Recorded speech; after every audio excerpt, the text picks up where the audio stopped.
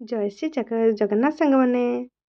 मु देवस्मिता वेलकम करछि आज मिनी ब्लॉग को देवस्मिता कुकिंग चैनल आ गोटे न्यू रेसिपी नहीं मुझे से रेसिपीर नाटी हूँ छुंची पत्र पिठा। तो छुंची पत्र पिठा केमती कौन प्रस्तुत हुए मु वीडियो माध्यम आपको देखी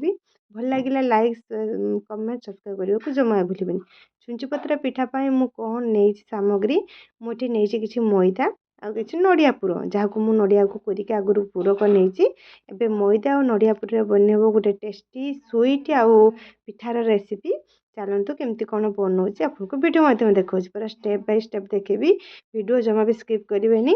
धैर्य सहकार वीडियोटा को देखिए प्लीज।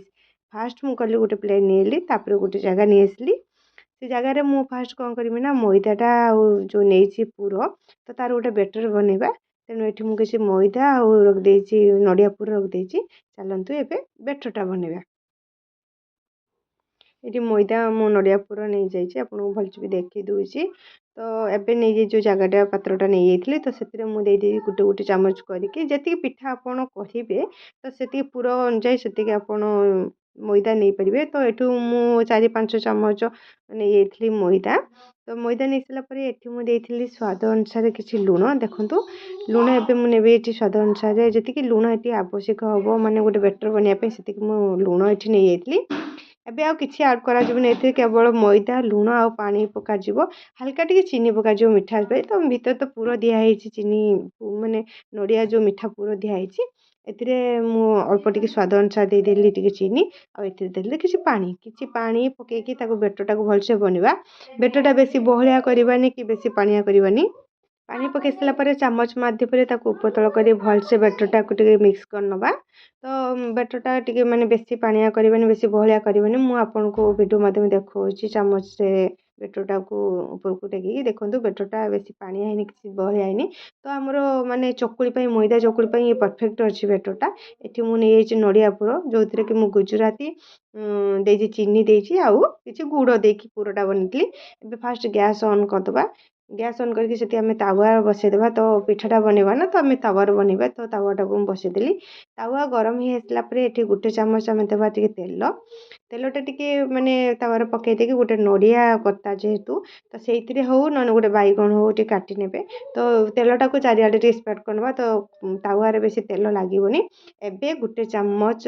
बेटर जो मैदा बेटर पकेबा भलसे ताको फेलईदेवा कहीं जमी चकुली करती सेमती करदेवा पतला करवा मोटा करवानी तो छुंची पत्र पिठाटा खावा बहुत टेस्टी हम भल हम तेणु पुर मझीर पुर देदेकी दी सैड्रु मुझे भांग देदेली जमी आपको वीडियो माध्यम देखा भलसे देखूँ तो फास्ट एपट सैड्रु सब दीपट सैड्रु मुझे भांगी नेली आ हल्का ये चामच तेल रखी कि गुआ घी हो जहाँ आप आड करेंगे मुझे रिफाइन तेल नहीं सनफ्लावर तो मुझे तेल पकईकी उपतल करके भलसे पिठाटा को करनेली देखो केमती मुझे बनाऊँगी।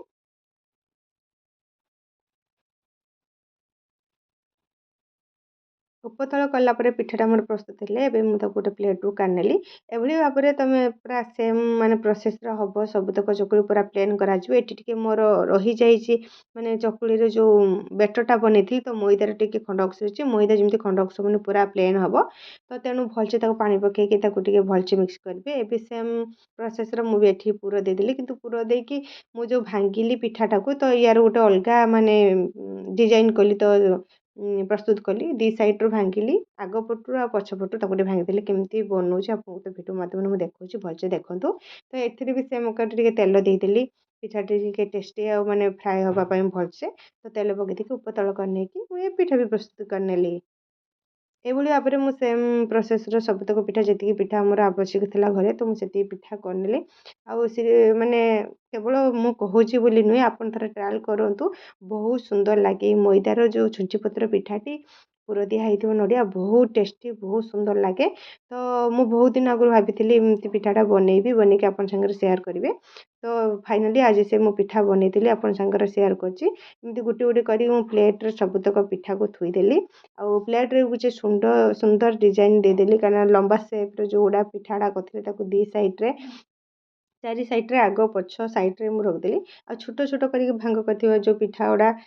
ତାକୁ ଯେଉଁ ଲବଙ୍ଗ ପିଠା କହନ୍ତି, ଲବଙ୍ଗ ଲତା ଯେଉଁ ମିଠାଟା ତିଆରି ହୁଏ ତାର ବି ମିଠା ମୁଁ କେବେ ବନେଇକି ଆପଣଙ୍କ ସାଙ୍ଗରେ ସେୟାର କରିବି। ତ ସେମିତି ମୁଁ ବନେଇଦେଲି। ବନେଇ ଦେଇକି ମୁଁ ତେଲ ଦେଖୁଥିବି, ତେଲ ଦେଇ ଦେଇକି କେମିତି ଭଲସେ ଉପର ତଳ କରିନେଇକି ପିଠାଟାକୁ ମୁଁ କରିନେଉଛି। ଏଇଭଳି ଭାବରେ ମୋ ପିଠାଟା କରିଦେଇକି ପ୍ଲେଟ୍ରେ ପୁରା ସୁନ୍ଦର ଭାବରେ ସଜେଇ ଦେଉଛି। ଦେଖାଉଛି, ଚାଲନ୍ତୁ ଭିଡ଼ିଓରେ ଆପଣଙ୍କ ମାଧ୍ୟମରେ। ପ୍ଲେଟ୍ରେ ଏମିତି ଆଗ ପଛ କରି ବହୁତ ସୁନ୍ଦର ଭାବରେ ସବୁତକ ପିଠାକୁ ମୁଁ ଖୋଲିକି ରଖିଦେଲି।